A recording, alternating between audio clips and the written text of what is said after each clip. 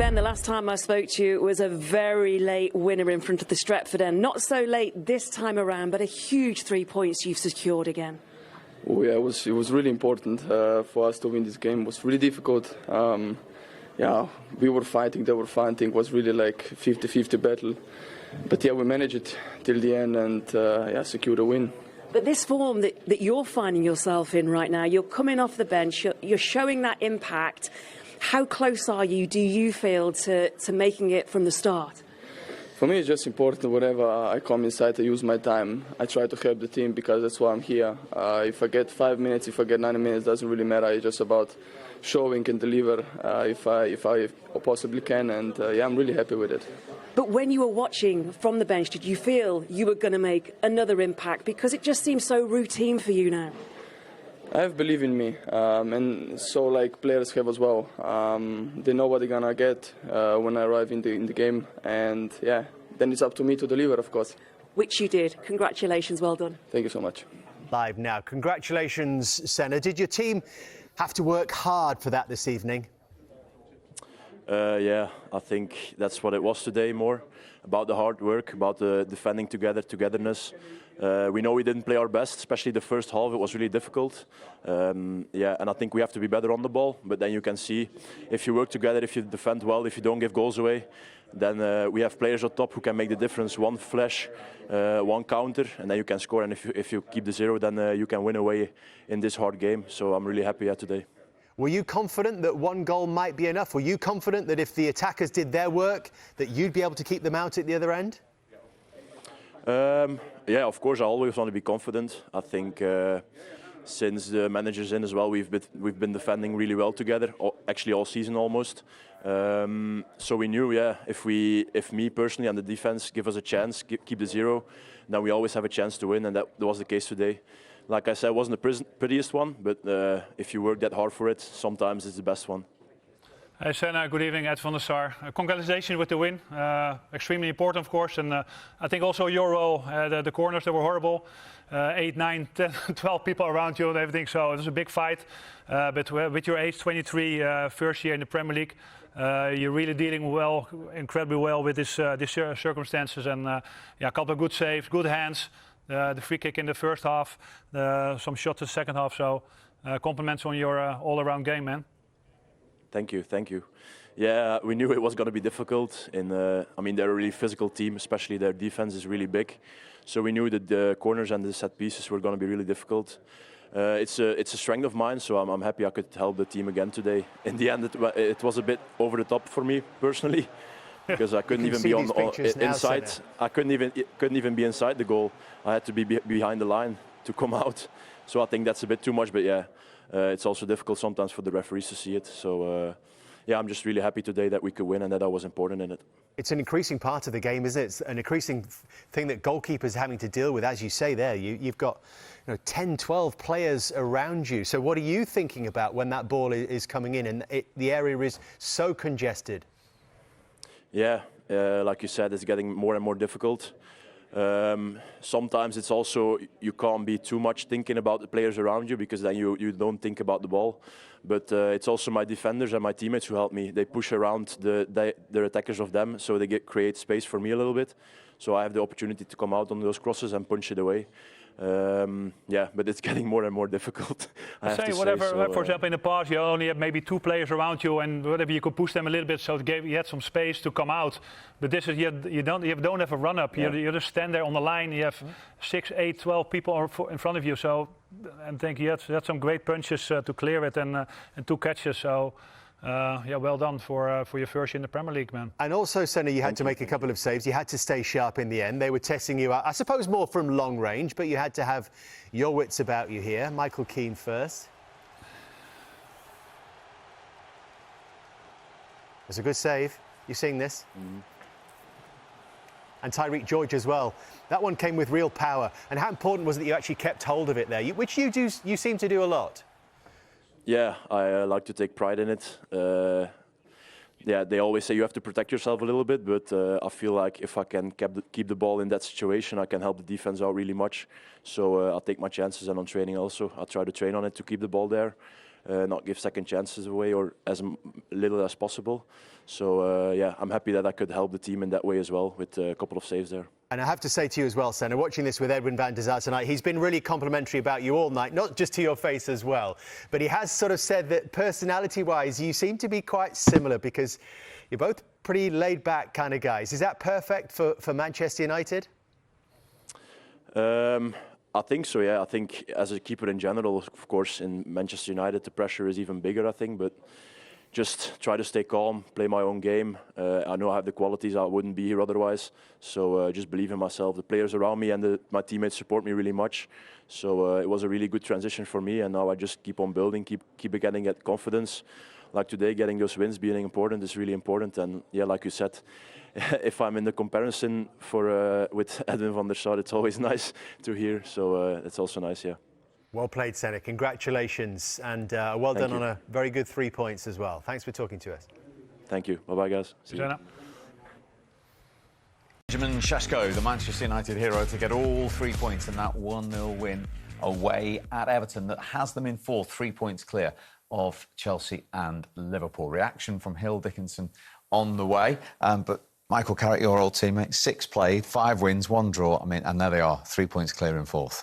It's not bad, is it? It's not a bad record what he's done. You know, I said it before the show. The confidence that he's allowed the players to go and express himself out on the pitch.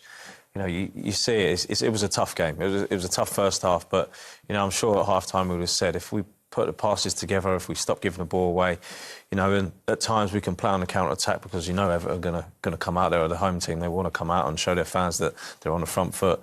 We can get in behind them, and they showed it fantastically well with the goal that they scored, and the 3 new signings combined. But Sesko again was fantastic.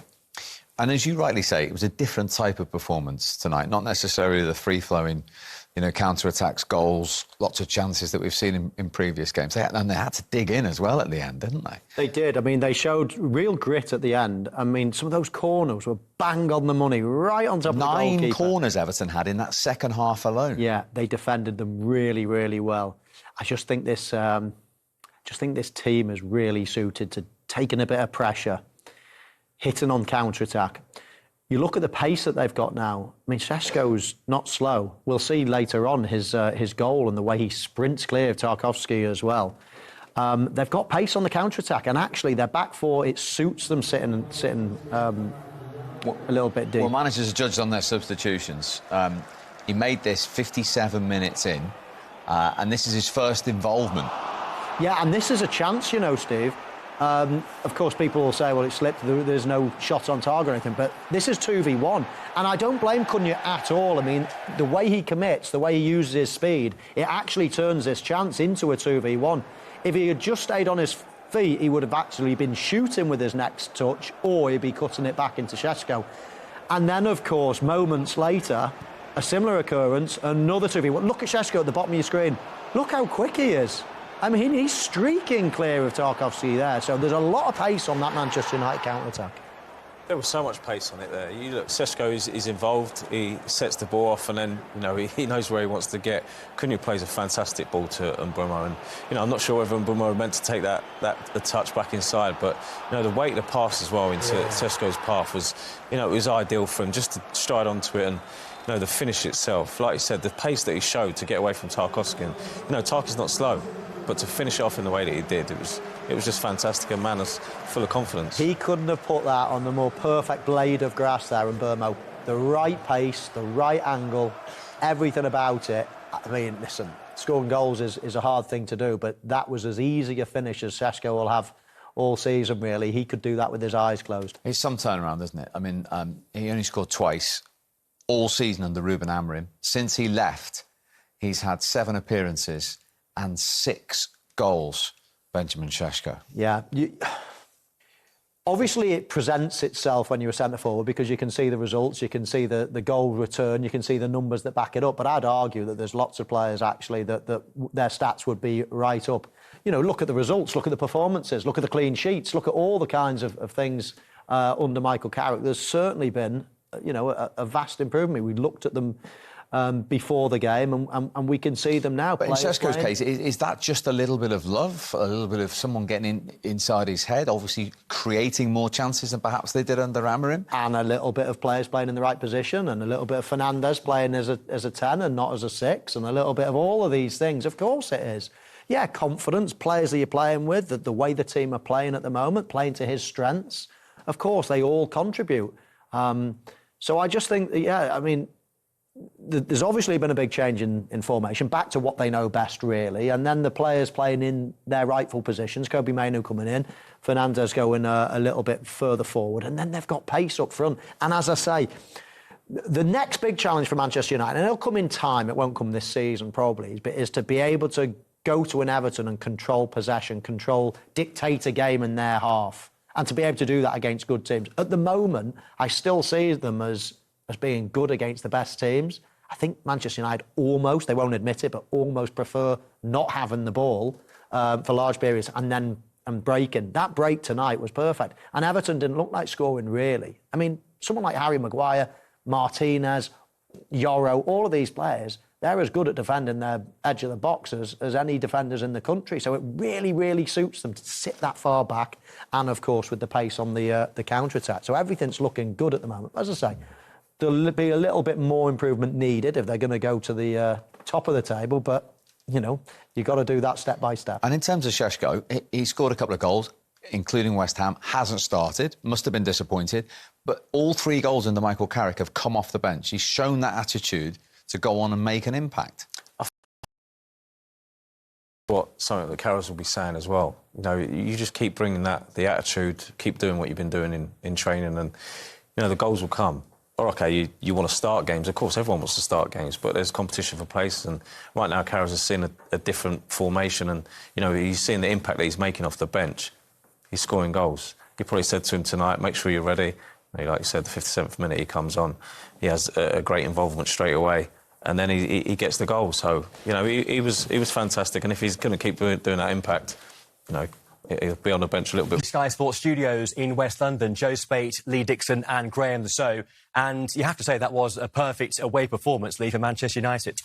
Yeah, I mean, we got a bit more from Everton in the second half, but you always felt that United had the quality to hit Everton on the break when they started pushing forward, and that was exactly what they did. And when you look at Michael Carrick's record now, he's building an argument. They certainly say, you know, everything about them, you know, from front to back. They weren't massively impressive in the first half, but there was a big difference in the way they attack the game and the weapons that they've got up front, especially Super Sub, who's coming on and making a real deal of it, isn't he? And we call them now finishers, don't we, Graham? Players going off the bench and making that impact later on. Yeah, and obviously with 5 subs now, post-COVID, it gives you the opportunity to mix things up a little bit. And I just think when you look at Michael Carrick and the team now, it wasn't a classic performance. They didn't play particularly well. Some of the quality, Fernandes was below his sort of normal high standards. They felt a little bit sort of clunky in the way they played, and some of that's down to the way Everton set up very defensively. But it just goes back to the point you have to find different ways to win games of football, and they solved that problem really well today. And again, I think it goes back to the point that with the players playing in a shape that they're really comfortable with, it feels much more natural for them.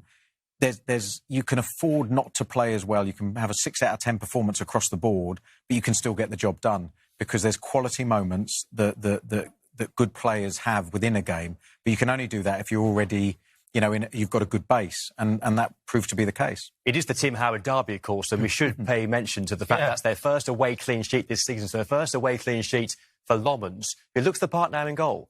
Yeah, and he was put under an awful lot of pressure, especially from set pieces. The ball underneath the crossbar, we've seen it. It's what everybody's doing at the moment. But the amount of traffic there, and he just stands there confident as you like. He looks like he's been there for years, and it wasn't that long ago that they were really struggling in that department. But he's taken the game as if he's been there for many years. And where would you assess things in terms of Everton's viewpoint, Everton fans leaving there tonight? Well, I think that really typifies where Everton are at the moment as a team. You know, you can't question their work rate, their effort, their endeavour. But what you can do is you can look at the lack of sort of creativity in the team. And David Moyes sort of rolling the dice a bit after going 1-0 down with both Beto and Tierno Barry on the pitch. They created a few more chances, got a few bodies ahead of the ball, but you need to see that, particularly at home, from a team like Everton with that crowd. You need to see them displaying more positive sort of way of playing, I think, sooner in the game. The fans will be really disappointed with that because they saw the second half performance and then they look, why can't we do that from the start? There's more to it than that, and David Moyes knows a little bit more about it than perhaps we do and the fans do, but that's the way they've chosen to play at the moment. United with people in those roles in terms of, looking at Michael Carrick and how suited he is to taking on the job long term, or also other options from abroad. Yeah, of course, I think they are delighted that they see the results that they're having. Of course, they're much closer on the training ground and seeing what's happening, the atmosphere around it, the joy, the technical changes there have been. But yeah, in my opinion, a director or a club, they need to put like a dual track system so you can see what's happening. Monday Night Football, you can see what's happening today again. Next weekend you have a match, but you have to prepare also for maybe worse times. You could lose tonight, you could lose the next match, and then all the questions will be probably in reverse. Everything is rosy now. So as a club organization, you must know what other possibilities, perspective you can have about managers who become available, who are there yet. Of course, you had Amorim, big talent coming from Portugal, didn't really fit into the system. So you must really know, what does the club need? What is the philosophy of the club? I think one great big example is of Kobe Mainoo not getting a game under Amorim. The value of the youth system, bringing young players through, is not only at Ajax but also Man United a stepping stone. So to give him the opportunity and put him back in the team, that lifts so many, not only the supporters but also the younger players in the club. So there's still a chance for myself to be there, and that gives pride to a lot of people. So we've got former CEO experience here in Edwin van der Sar. We've got Gary Neville. Gary Neville's always talking about the famous, central defenders in front here. Who was to blame, Gary? Do you know something? That's a really difficult one, that one. Do you know when did you watch Stephen Pienaar's run across the face? That's the challenging one, when you half go with that and then that one pulls round the back. Yeah, should have done better though. Gary, how good was it to have this man behind you for all those years? As he says, he came with great experience at that time as well. Yeah, it was fantastic. We'd been through a real period of instability with goalkeepers, Dave, where we changed so many. I don't know how many we had. We must have had 5, 6 or 7 in a probably 4 or 5 year period. And then when Edwin came, it seemed to restore order. He was so calm. He never really felt like he was sweating in football matches. And he was never panicking. He was very experienced. He's just what we needed at a point whereby we're quite a young team, a back four that was trying to re-establish itself. And from that moment on, if you look at Edwin's record there, I think in a 5 year period from 2006 to 11, 4 Premier League titles in 5 years, 3 Champions League finals, obviously some cup victories as well. It was an incredible period for the club, and Edwin was at the heart of that. It certainly was. And of course, Manchester United are trying to get back there, and they've got a big decision facing them this summer in terms of the direction and the head coach. You've been pretty firm on this, Gary, so far. I think, in terms of Manchester United should wait until the summer and go with an experienced figure. Is there anything that Michael Carrick can do in that time to change your view? Look, I think that Manchester United have to pursue another manager right now on the basis of what Edwin's just said around the fact that you don't know how the results are going to go. But I think, look, little things like Tuchel re-signing with England does start to take away the options for Manchester United and mean that it doesn't harm Michael's chances of getting the job. Look, I think if he gets into the Champions League, then there'll be a lot of fever, I would imagine, around that he should be appointed. So, look, I'm not against Michael being appointed. I love him to bits and think that he's done an incredible job so far. I just feel that Manchester United should go for the best-in-class manager available. They've had young managers or sort of inexperienced managers in the last 2. It's not quite worked. Obviously, Ollie's come in before. He was an ex-player. He did a very good job for a couple of years. But again, that didn't work in the end. So I just feel removing as much risk as possible is the right option. But that, people will know me that that's not personal against Michael, because I love him to bits. He's a great lad, a great player, and someone who's doing a very good job as a coach now. might there be other factors, though, Gary, that come into play around Michael Carrick? And I'm not just talking about results, but maybe, tactical flexibility, beating all types of opposition in all types of circumstances, maybe even the way he handles the press, and he's had a couple of curveballs to deal with already as United boss. Yeah, I mean, his problems, to be fair, I think with the press haven't come from any football questions. His problems have come, obviously, with what Jim Ratcliffe said a couple of weeks ago. That's been his major problem, obviously. It was a little bit more difficult for him on Friday, but that's nothing to do with him. I mean, he was in an unenviable position of having to try and not go against his owner, but obviously support the sort of what would be wider club position, which was to put a statement out, sort of distancing themselves. So I don't think Michael's got any problems with the press. He handles it really well. He doesn't get carried away.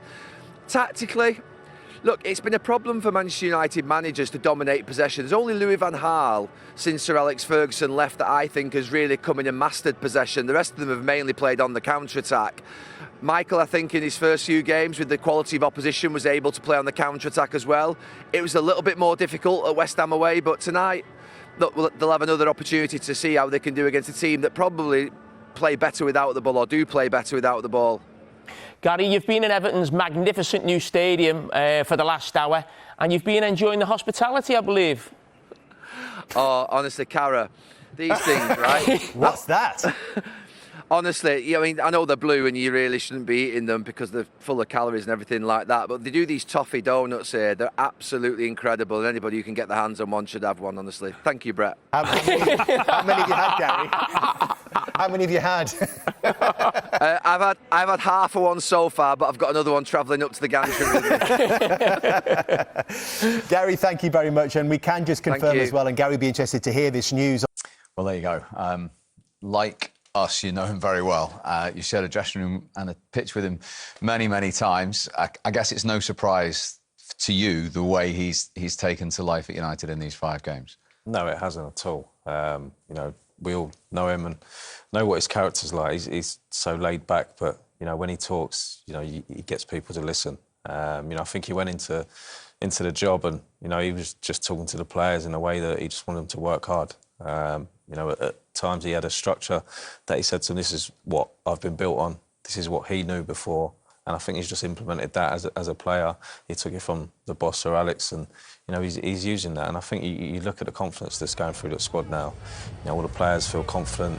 He's given them that confidence to go out there and play and get wins on the board, which is the most important thing. And I'm delighted for him. And I always knew that if he got another opportunity as the manager to take over and do good things, then he's always going to do that. Listen, you've captained this club. You know it inside out. There's been an awful lot has been said about him understanding the club and the length of time he's been there. I mean, give us an idea of how important that is at a club like United, and perhaps some of the other managers haven't quite grasped that. I think it's so important when you know the club, when you've played for the club, represented the club for as many years as Carrick has. He knows the club inside out. Just little things like going to watch the youth teams and in the Youth Cup is, it's massive. It's massive for the younger players to see that, the first team manager's here, and not just the manager, all of his staff go as well. That's what Manchester United has been bred on, the younger players coming through and getting into the first team. And, I think he'll be saying that, I'm watching you, so make sure you're doing the right things, make sure you've got the Man United values, and you're able to, if ever called upon, go into the first team and show what you can do. So, I always had no doubt in my mind that he was going to be a fantastic manager. He's got that nature, and I don't think there's anybody that can say that they don't like him, because he's just got that way about him. Yeah, agreed. That's the man management side of it. We thought after 5 games now there was a starting point to have a look at his style and perhaps what went before him with Ruben Amorim as well, and you've got a few figures. It's not just a small sample now, as we know. It's 5 games. It's something that you can maybe hang your hat on a little bit more, but the stats are there in defence. They're not necessarily pressing as much as an Amorim team. They might be sitting back, might be playing to their advantage a little bit more. They're certainly conceding less. They're allowing opposition to make a few passes against them. But they're not getting caught out. They're not getting caught out of position in attack themselves, not having so many shots. But I think the conversion rate and the quality of chances and, of course, the goals there are all up. So we just have a couple of little examples. I mean, this is under Amorim. This is a vulnerable position that Manchester United are in. Manchester United, in my book, don't really want to be playing too much of a high line with certain players that are playing, namely Harry Maguire, one of the best defenders in the country when he's sat in this position. Now, this is under Michael Carrick, and of course you can see not much space in behind. The two lines are really compact, and it's very, very difficult to play against a team that are compact, that aren't giving you space. And then once you do win the ball, you can break with a lot of pace, which they've got. Again, this is back to Amorim. Some of the chances that they were creating, a lot of it was desperation stuff. There's maybe little slot passes into the attacking players there, but a lot of the time it was speculative shots. Whereas under Michael Carrick, I feel that the chances are a lot better. They're breaking with a purpose. They're breaking with numbers. Their choice of passes is better. Their finishing is much more accurate, and it's just sharpened that focus. So, again, we can put it into numbers and you can see an improvement. And when you look at a lot of the clips as well, you can see an improvement there. And then Ashley mentioned before about the confidence that Michael Carrick can give the players. And then you're winning and you're getting better chances and the strikers start scoring and everything starts snowballing. And I think that's what you're seeing at the moment. And you talked about simplifying things. Is it as simple to say as the players are playing where they're more comfortable and generally happier? I think the players are much happier. You can tell the formation that they're in. You know, I spoke about Bruno Fernandes before, and when he was playing in a deeper role for when Ruben Amorim was in charge, he wasn't able to create as he has done when he's playing higher up as a number 10. And when you've got a player like that, when you get him on the ball and he's, you know, finding them passes into the striker, or, you know, he's able to score goals himself, that's when he's at his best. You know, I remember playing teams of Ruben Amorim and the centre midfield. You know, it was so fast spread. They were running all over the place, and it was one of the things that us as teams used to say: play through the middle, because they'll be vacating the middle of the park. Whereas now you're seeing that under Michael Carrick, there's more of a stable positions there, as the midfielders are not having to run and chase all around because, you know, they're playing compact, like Mo just pointed out there, that, you know, there's 10 yards between the lines and stuff like that, and, you know, the defence can get up, the midfield can get up, the forwards can get up. When you've got a team doing it all together, it's something that Michael would have worked on. And, you know, when the players buy into that and they know their jobs and they're not running all over the place, then it's more stable and it's better for the team as a whole.